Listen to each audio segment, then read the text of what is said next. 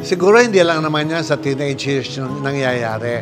Kahit abutin pa sila ng 20 years old, 25 years, 30 years old, nangyayari sa lahat ng bading yan.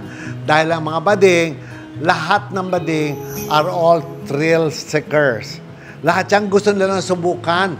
Kahit ang dami-dami, go sila. Pero mag-iingat lang kayo sa pagkuha ng inyong mga partners.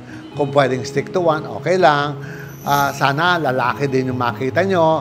Kahit panandalian lang, lalaki pa rin yan.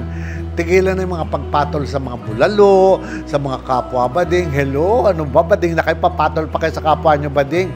Ano ba? Hindi ko maintindihan what is the logic.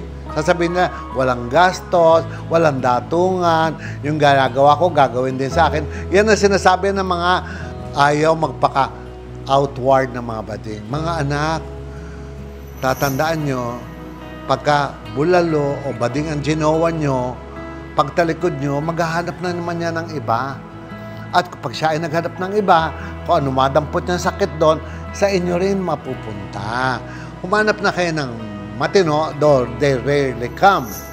Mahirap hanapin, but you have to keep on trying. Ganyan lang naman ang buhay. But then again, lalaki na lang. Dahil ko sinasabi sa mga bakla, bakit kayo magtsatsaga sa kapwa bading nyo? Diyos ko, humanap na lalaki magbabalot sa gabi, nagtitinda ng chicharong, paliguan nyo, lalaki pa yan.